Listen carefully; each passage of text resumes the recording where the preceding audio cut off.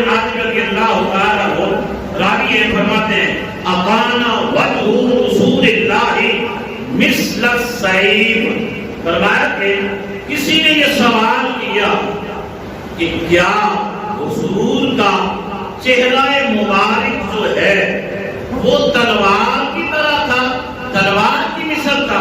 آپ فرماتے ہیں نہیں بلکہ کیسا تھا؟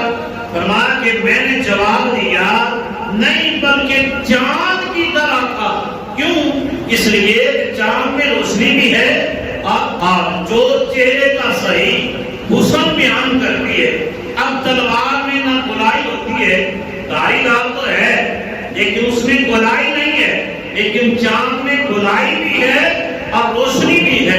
اس لیے فرمایا کہ میرے نبی کا چہرہ چاند کی مثل ہے، تلوار کی مثل ہے نہیں ہے۔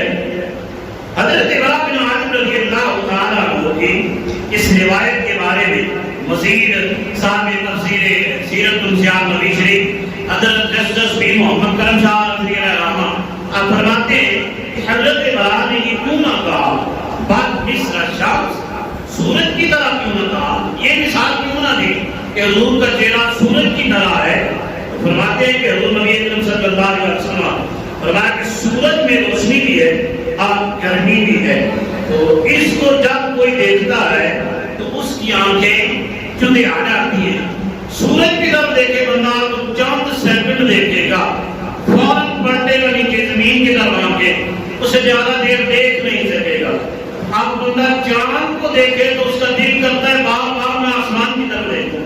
تو فرمایا اس لیے حضور کے چہرہ مبارک کو چاند سے تشبیہ دی ہے کہ جو بندہ حضور کا چہرہ ایک بار دیکھتا ہے اس کا دل کرتا ہے کہ میں حضور کے چہرے مبارک کو بار بار دیکھوں، ایک بار نہیں۔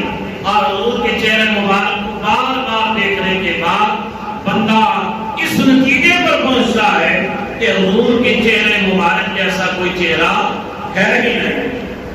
اور نبی اکرم صلی اللہ علیہ وسلم کا چہرے مبارک کا حال ہے یہ امام ترمذی رحمہ اللہ نے حضرت جابر بن سامرہ رضی اللہ تعالیٰ عنہ سے روایت کرتے ہیں کہ نبی اکرم صلی اللہ علیہ وسلم نے ایک رات میں نے حضور کی زیارت کی، وہ چاندنی رات تھی، اور چاندنی رات بھی کون سی؟ 14ویں کا چاند ہے، 14ویں رات کا اب چاند چمک رہا ہے۔ فرمایا نبی اکرم صلی اللہ علیہ وسلم نے ایک سرخ پوشاک پہنی ہوئی ہے، اور میں کبھی سرکار کے چہرے مبارک کی طرف دیکھتا ہوں اور کبھی آسمان کے اوپر چمکنے والے چاند کی طرف دیکھتا ہوں۔ بار بار یہی عالم ہے کہ کبھی چاند کی طرف دیکھتا ہوں، کبھی حضور کے چہرے مبارک کی طرف دیکھتا ہوں، اور دیکھنے کے بعد نتیجہ کیا نکالتا ہوں؟ فرمایا کہ وہ آسمان پر چمکنے والے چاند تجھ سے زیادہ خوبصورت ہے میرا یہ چاند جو میرے سامنے ہے، لیٹا ہوا ہے، میرے حضور جو ہیں تجھ سے زیادہ خوبصورت ہے۔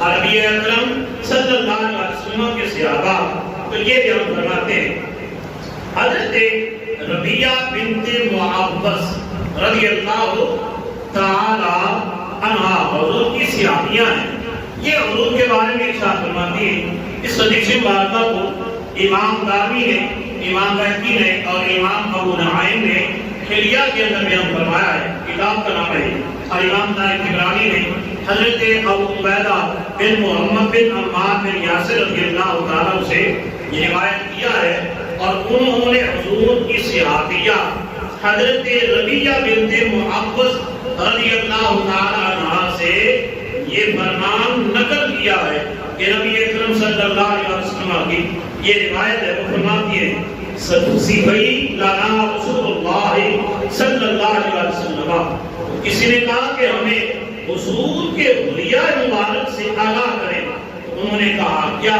اب حضور کی صحابیہ حضور کا چہرہ بیان کرتی ہیں، کیا؟